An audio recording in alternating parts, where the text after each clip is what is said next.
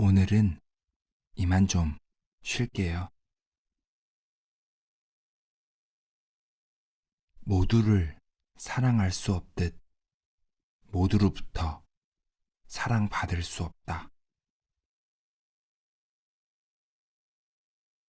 일단 책을 잠시 덮고 눈을 감아보세요.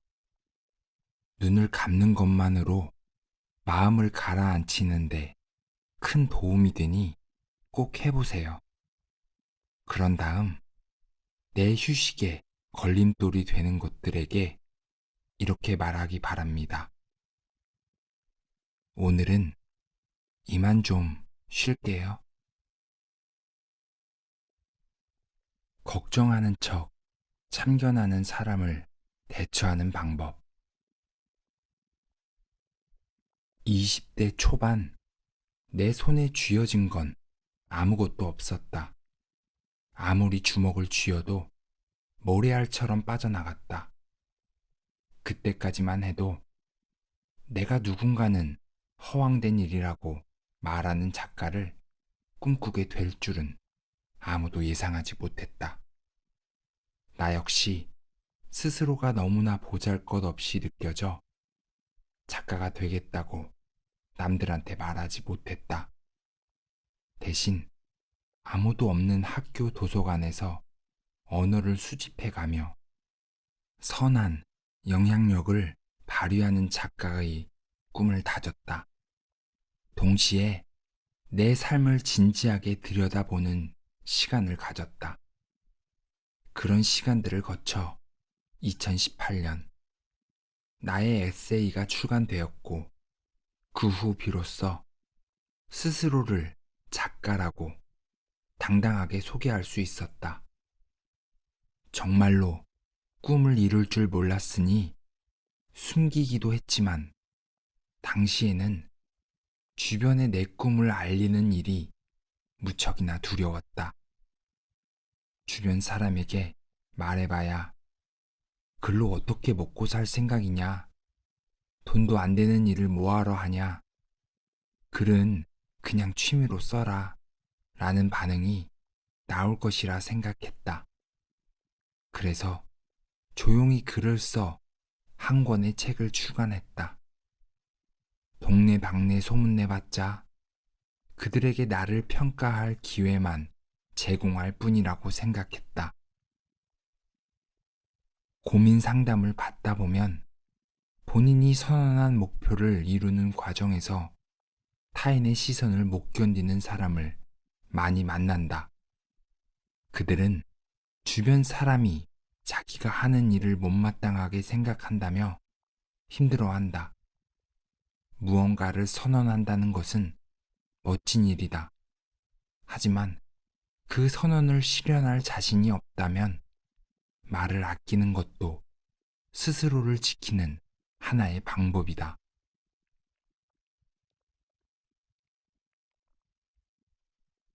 진로나 꿈에 관한 이야기는 정말 나를 지지해주는 사람에게만 하자. 그런 사람이 주변에 없다면 같은 목표를 향해 나아가는 사람과 친해지면 된다. 남 일에 관심이 많은 사람들은 항상 촉을 날카롭게 세우고 험담의 소재를 찾는다. 남들의 말에 휘둘리지 않고 직진할 수 있다면 당당히 목표를 선언해도 된다. 하지만 타인의 시선을 이겨낼 자신이 없다면 어느 정도 결과물을 만들어내고 성취감을 얻을 때까지 기다리자. 성취감은 자신감을 불어넣어 줄 테고 결과물은 자존감 도둑들로부터 나를 보호해 줄 것이다. 나는 지금도 내가 감당할 수 있는 부분만 드러내고 먼 미래의 계획은 굳이 이야기하고 다니지 않는다. 원래 목표란 실제로 증명한 후 공개해야 더욱 멋지게 보이는 법이다. 당신이 내밀하게 품고 있는 꿈은 보물을 묻어두듯 가슴에 간직하라. 꿈을 실현하고 나면 알 것이다. 원하는 바를 이룬 사람의 가슴 속에는 항상 마음을 뜨겁게 만드는 동력이 있고 언제나 그것을 잊지 않고 살아간다는 사실을. 오늘의 만남이 마지막이라면 사람이 죽기 직전에 머릿속에 주마등처럼 스쳐 지나가는 장면은 일상의 모습들이라고 한다. 이 사실은 특별할 것 없고 평범한 그 시간들이 실은 가장 소중한 순간이었음을 암시하는 것일지도 모른다. 나이가 들수록 만남만큼이나 이별을 자주 경험한다. 갑작스러운 부고 소식에 커다란 상실감을 느끼기도 하고 소중한 일을 잃은 사람을 달래주면서 함께 힘든 시간을 견디기도 한다. 그렇다고 항상 이별에 대비하며 살아가기에는 내 마음이 윤택하지 않은 것도 사실이다. 아버지의 장례를 치르고 관 앞에 선 아들은 비통함을 견디지 못해 쓰러졌지만 결국 다시 일어나 살아가고 있다. 두 번 다시 생전의 모습을 볼 수 없고 머릿속으로만 떠올려야 하는 현실을 받아들이기까지 꽤 오랜 시간이 걸렸다. 부친의 마지막을 지켜본 아들은 마음속 깊이 한 가지 다짐을 새겼다. 오늘의 만남이 마지막일 수 있으니 최선을 다하자. 단지 이것뿐. 어떻게 한결같이 최선을 다할 수 있을까 싶지만 당연하게 여기던 일상의 순간이 마지막이 되어버린 경우가 많았다. 그러므로 곁에 있는 사람의 소중함을 잊지 않고 함께 할 수 있음에 감사할 줄 아는 이가 되어야겠다고 결심했다.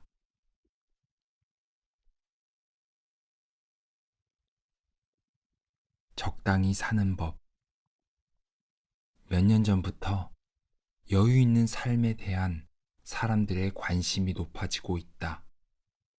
여유 있는 삶이란 일과 생활이 적절하게 균형을 이루는 것을 의미하며 지나치게 열심히 하지 않는 태도까지 포함한다. 이러한 삶의 방식을 받아들이는 정도는 사람마다 다르겠지만 완벽주의 성향이 심하거나 강박관념이 있는 사람이라면 적당이라는 단어를 늘 염두에 두고 사는 것도 나쁘지 않겠다는 생각이 든다. 이때 적당이란 자포자기하며 대충 사는 태도를 말하는 것이 아니다. 내가 생각하는 적당이란 때를 구분할 줄 아는 것이다. 나아가야 할 때 나아가고 멈춰야 할 때 멈출 수 있도록 상황마다 필요한 제스처를 취하는 종합적인 판단 능력을 갖추는 게 적당히의 정의라고 본다. 연애를 못하는 사람의 특징 중 하나가 눈치가 없다는 점인데 이는 연애에 국한된 이야기는 아니다. 눈치 없는 사람은 적당히 하는 법을 모른다. 최선을 다해 사랑하는 일, 열정을 쏟는 대상에 온 마음을 다하는 일을 제외하면 때로는 멈춰서서 주변의 풍경을 둘러보는 여유를 갖도록 하자. 무언가에 집착할 필요 없다. 행복한 사람은 내려놓을 줄 아는 사람이며 바로 그렇기 때문에 자신을 괴롭히는 일도 없는 법이니까.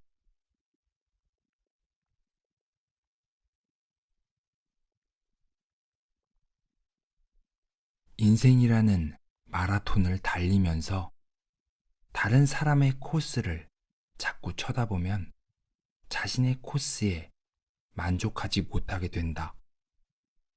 어차피 자신의 길을 가다 보면 남들의 코스와 멀어지기 마련이다. 나는 내 앞에 놓인 코스를 완주할 생각만 하면 된다. 중간에 쉬어도 되고, 뛰어가도 되고, 천천히 걸어가도 된다. 그릇된 정보의 늪에 빠져 누군가가 정해놓은 기준에 맞추는 짓은 내가 내 발목을 붙잡는 행위일 뿐이다.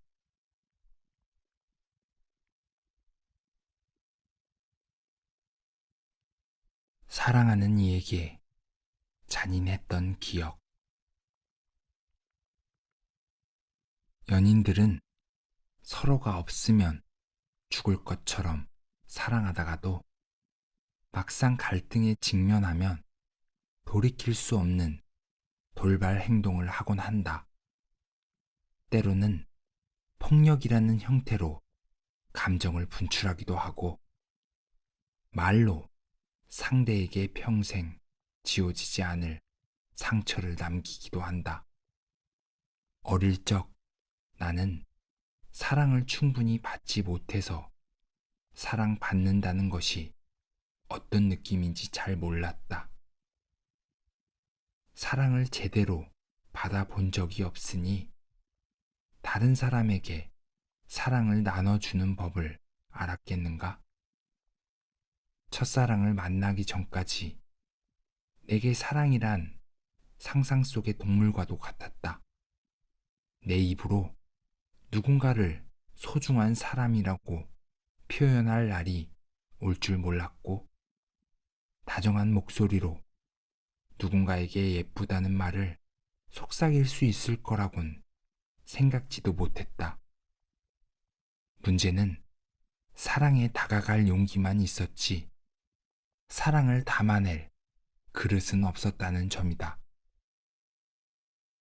상대의 모습을 있는 그대로 받아들이기란 쉽지 않은 일임을 그때 얼마 가지 못하고 지쳐버린 선수가 된 기분이었다. 한 번은 그녀와 크게 다퉜다. 화를 이기지 못한 나는 음식점에 그녀를 혼자 두고 나왔다. 따라 나온 그녀는 나에게 말을 걸지도 못한 채 일정한 간격을 두고 쫓아왔는데, 나는 그 모습을 보고도 걷는 속도를 높여서 지하철역으로 향했다. 그때 그녀는 비 맞은 강아지처럼 안쓰러웠지만 미안하다고 말하면서 안아줄 용기가 도저히 나지 않았다.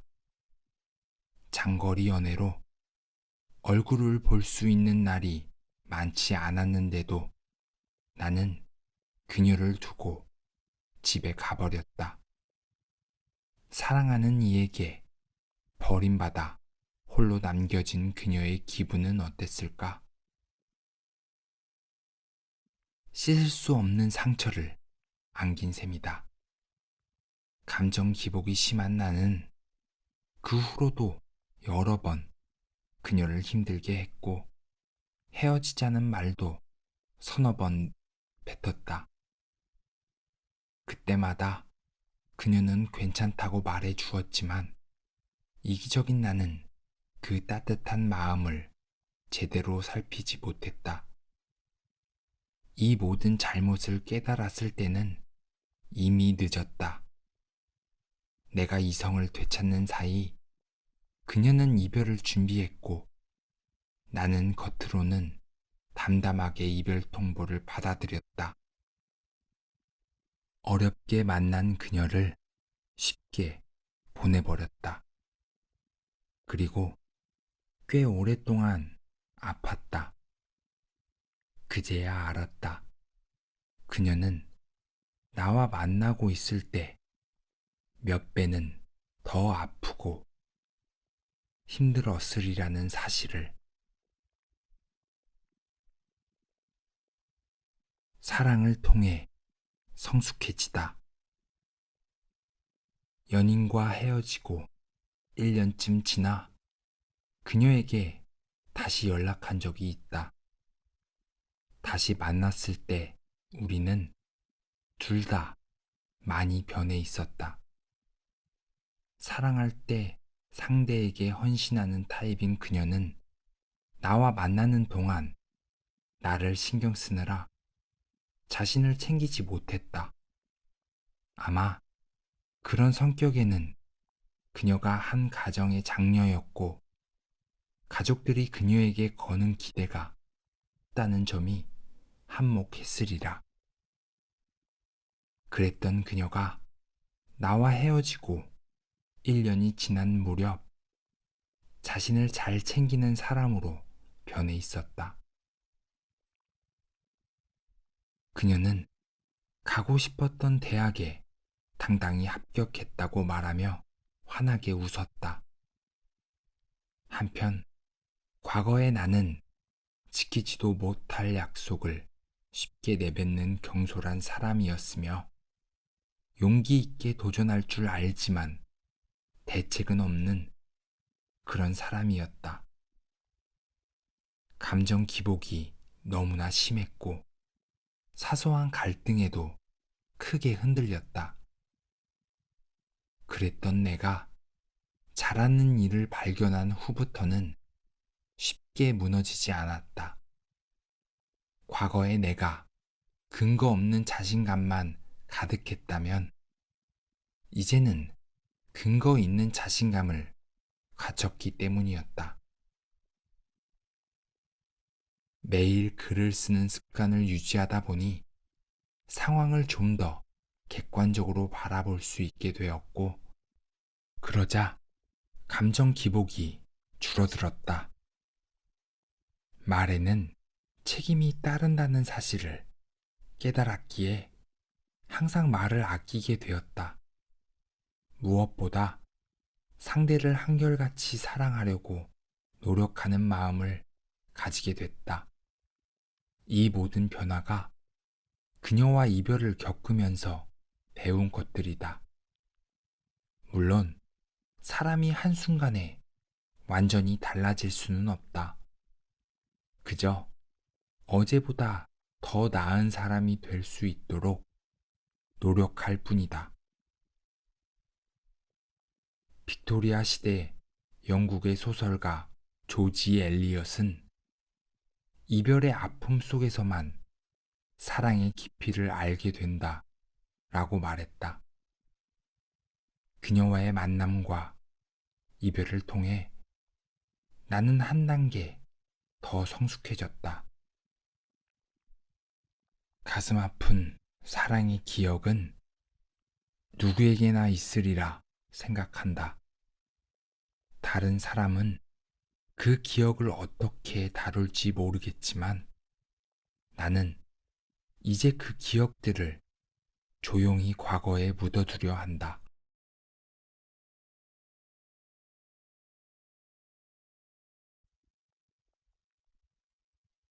이런 사람을 만나고 싶다.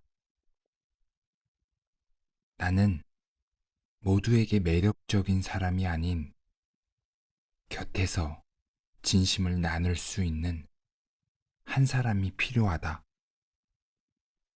일상의 사소한 순간들, 재미난 일들을 공유할 수 있는 사람이 필요하다.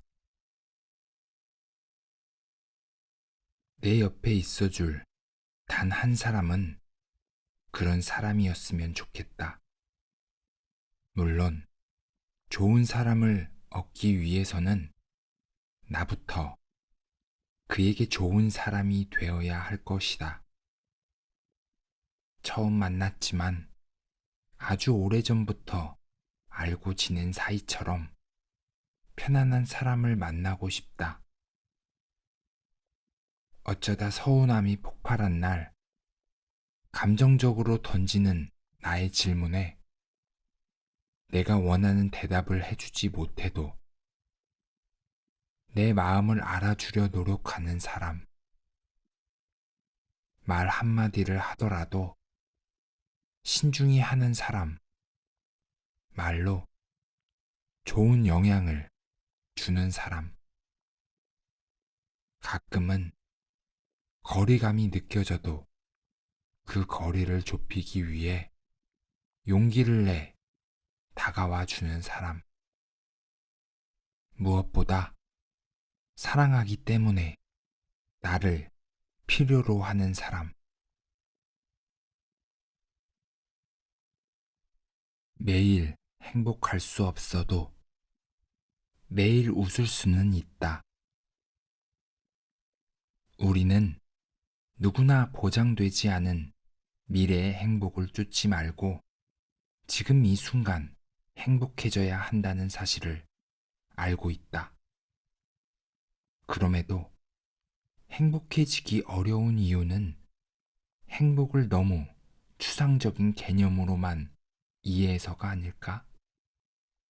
지금 당장 웃을 수 있는 구체적인 일을 찾아본다면 행복에 다가가기가 조금 더 수월해질 것이다. 그러니 막연하고 거대한 행복을 찾기보다 작고 소소한 순간에 주목해보자.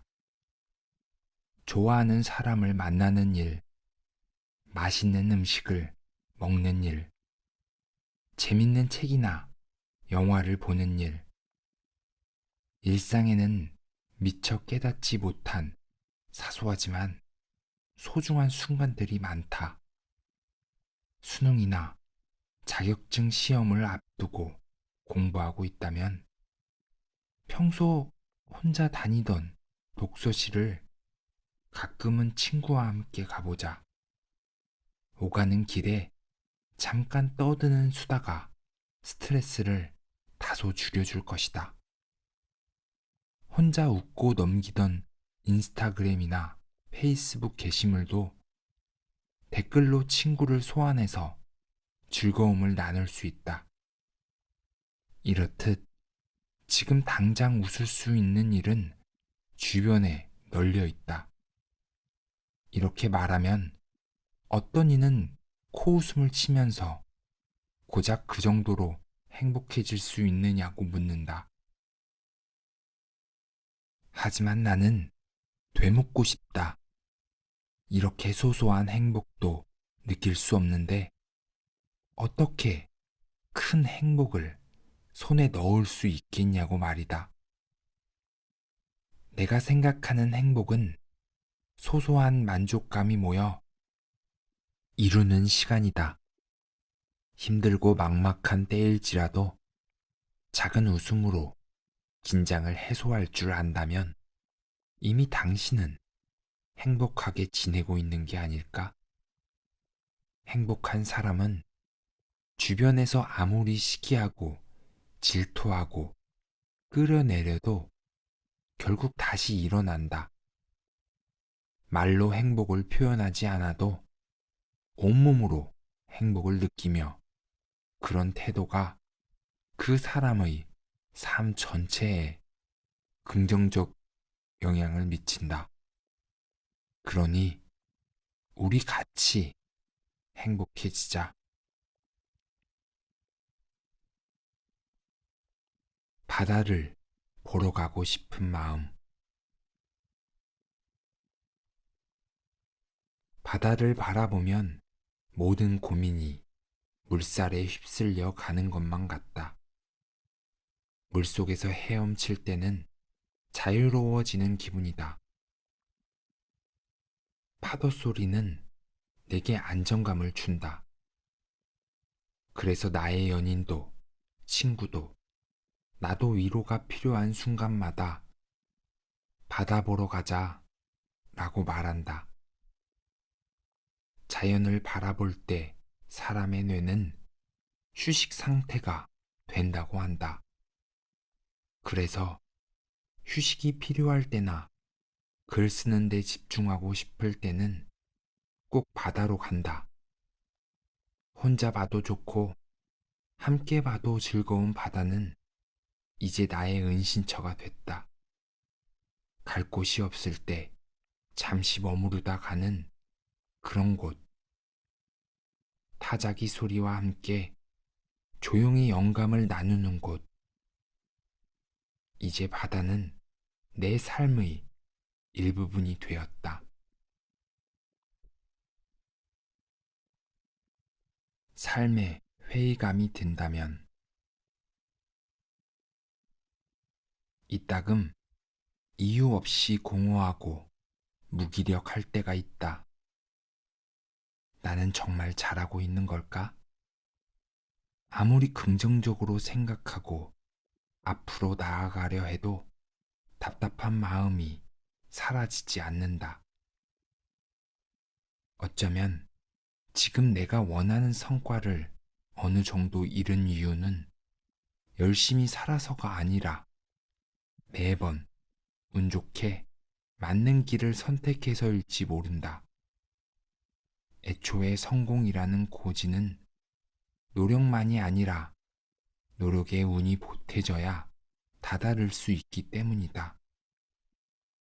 애써 자신감을 가져보려 해도 스스로가 보잘것없다는 생각이 떠나질 않고 나 자신이 한없이 초라하게 느껴질 때가 있다. 인간은 끊임없이 자기 존재 가치를 증명하기 위해 경쟁하고 투쟁하는데 그럴 힘이 조금도 남아있지 않을 때 특별한 사람이 되기 위해 평생을 애써왔지만 이제 나는 세상이 평범한 삶조차 거머쥐기 어려운 곳임을 안다. 하지만 그런 세상도 조금씩 바뀌어 가고 있다. 사회가 개인의 이야기에 공감하기 시작했고 자신만의 철학과 자신만의 언어로 집단에 영향을 주는 이들이 점점 늘어나고 있다. 과거라면 돈이 되지 않았을 재능이 폭발적으로 소비되고 무시당하던 이들이 독창적인 아이디어로 혁신을 일으킨다. 세상이 늘 제자리 걸음인 것처럼 보여도 정신을 차리고 보면 늘 조금씩 바뀌어 있으며 그 안에서 살아갈 방도를 발견할 수 있다. 자신이 정체되어 있는 것 같다면, 남들을 그저 따라가고 있는 것 같다면 잠시 멈추어서 자신에게 생각하는 시간을 허락하길 바란다. 무기력하고 우울한 감정이 지속되는 이유는 긴 시간을 놓고 봐야만 깨달을 수 있는 소중한 무언가를 놓치며 살았기 때문일 수 있다.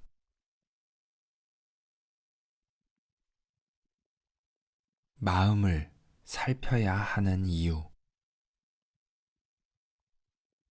내가 감정 기복이 심하고 이유 없이 우울한 이유는 내 마음을 제대로 살피지 않았기 때문이다. 마음을 수시로 점검하지 않으면 시시각각 드는 감정에 빠지고 외부 환경에 흔들리게 된다. 때로는 다른 사람의 부탁을 거절하고 좋은 사람이 되길 거부하면서 이기적으로 살아야 하는 이유가 바로 이것이다. 지나치게 다른 사람에게 맞춰주다 보면 내 안의 감정이 모두 소진되어 자연스레 번아웃이 찾아온다.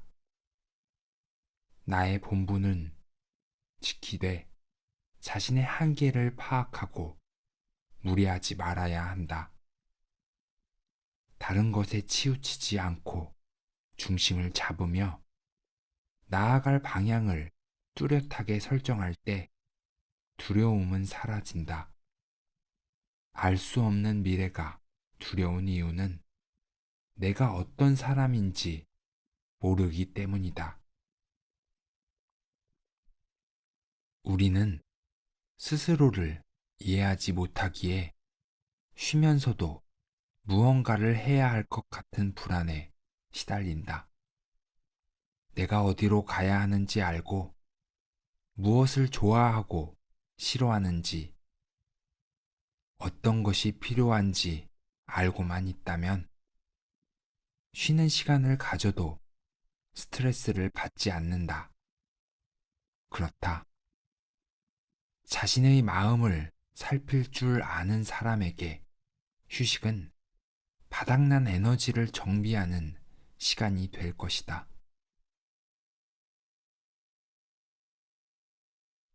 사람은 바뀌기보다 성장한다. 같은 실수를 반복하지 않는 것은 기계나 가능한 일이다. 만약 어떤 사람이 단점을 전면적으로 보완하고 이전과 달라졌다는 인상을 풍긴다면 그 사람을 바라보는 당신의 관점이 달라졌을 확률이 높다. 즉, 당신이 그 사람을 있는 그대로 받아들일 것인지 그 사람의 성향이 180도 바뀐 것은 아니라는 말이다. 상대방의 결점을 이해하듯 자신의 결점에도 어느 정도 관대해져야 한다. 상대에게 피해를 주는 결점이라면 고치려 노력해야겠으나 단지 그 모습이 마음에 안 들어서 자책하고 있다면 조금 덜 신경 써도 괜찮다고 말해주고 싶다. 나는 한때 완벽한 사람이 되려고 노력했고 그 길이 정답인 줄 알았다. 하지만 어느 순간 완벽함에 대한 나의 기준을 상대에게도 강요하는 모습을 발견하게 되었다. 그때 아차, 뭔가 잘못됐구나 싶었다. 변한다는 것은 세상에서 가장 어려운 일인 동시에 쉬운 일이다. 쉽다고 말할 수 있는 이유는 변하겠다고 다짐하는 순간 이미 절반은 변화한 것이기 때문이다. 그리고 무엇보다 인간은 완전히 바뀔 수는 없어도 노력을 거듭하여 피드백을 주고받다 보면 자연스럽게 성장하는 존재다. 그러니 자신의 삶을 망가진 인생이라고 생각하지 말기 바란다.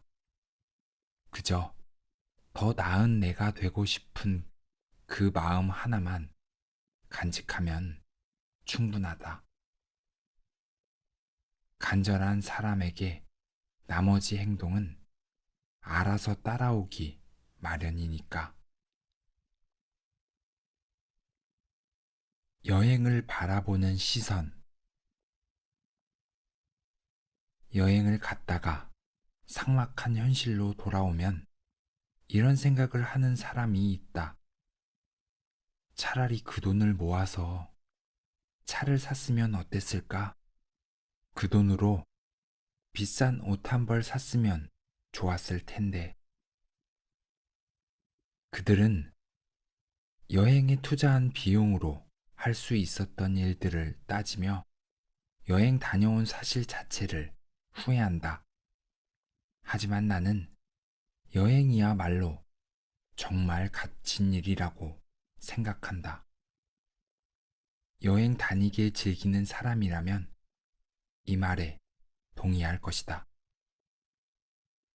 여행을 현실의 탈출 수단으로만 여긴다면 당연히 그 가치가 떨어질 수밖에 없다.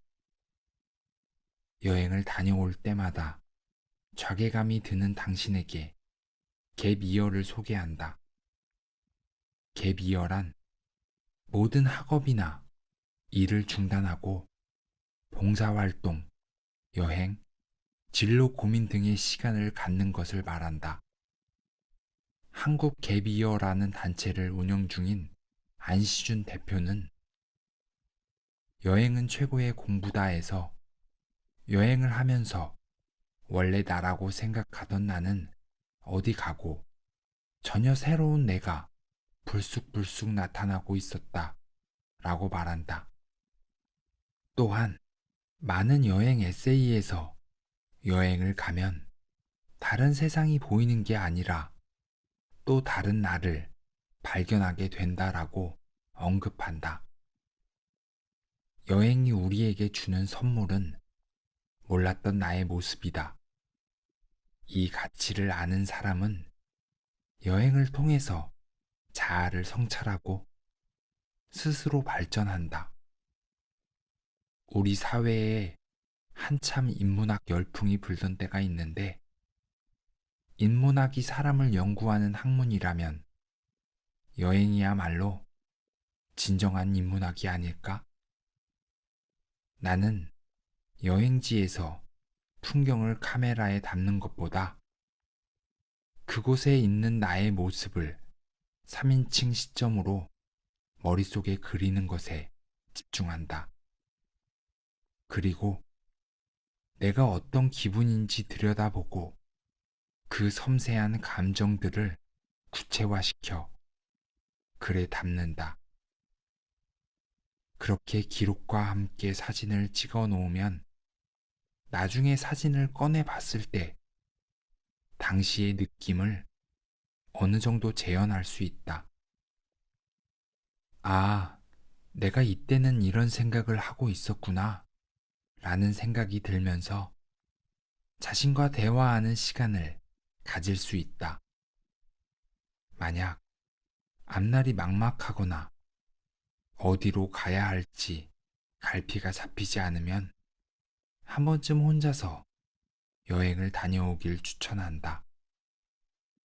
여행은 나를 들여다보는 계기를 마련해주고 언제든 추억이 되어 동기를 부여할 촉진제가 될 테니까. 미안하지만 오늘은 이만 좀 쉴게요.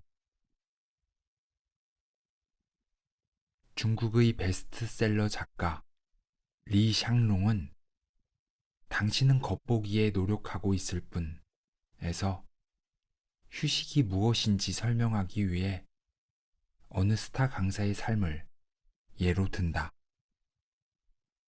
그 강사는 글쓰기는 물론 강연과 독서, 각종 대외 활동까지 본업과 겸행하면서 하루에 여러 가지 일을 소화해내고 있었다. 단 1분도 허투루 보내지 않는 강사에게 한 독자가 이렇게 물었다. 어떻게 혼자 이렇게 많은 일을 하세요? 안 쉬세요? 당신은 철인입니까? 돌아오는 그의 대답. 다른 일로 계속 바꾸어 가면서 하는 게 일종의 휴식이죠. 그리고 리 샹롱은 책에서 이렇게 덧붙인다. 폭풍 수면 같은 것은 사실 진짜 휴식이 아니다. 뇌의 관심사를 전환하는 것이야말로 진짜 휴식이다. 열정이 가득했던 과거의 나는 이 말에 적극 동의했다. 하지만 지금은 모든 여건이 갖추어진 이상적인 환경에서도 실천하기 힘든 마인드라고 생각한다. 그리고 사실 리 샹롱이 예시로 들었던 스타 강사의 하루를 누가 24시간 옆에서 관찰한 것이 아니기 때문에 그 말이 사실인지 아닌지 판단하기도 어렵다. 이런 마인드는 이른바 대표님 마인드가 아닌가 싶다. 나는 한국 사회가 누군가 휴식을 취하거나 쉬겠다라고 말할 때 괜한 선입견을 품고 바라보지 않았으면 한다.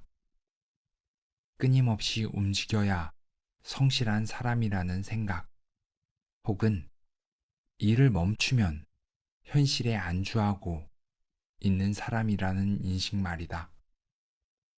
아무리 끊임없이 움직여도 방향도 모르는 채로 달려가면 의미가 없다. 때로는 쉬면서 지친 마음을 달랠 필요가 있다. 우리는 기계가 아니라 존엄성을 지닌 인간이니까. 미안하지만 오늘은 이만 좀 쉴게요. 언젠가는 누구나 자연스럽게 이런 말을 할 수 있고, 누구도 그에 대해 부정적인 판단을 하지 않는 사회가 되길 바란다.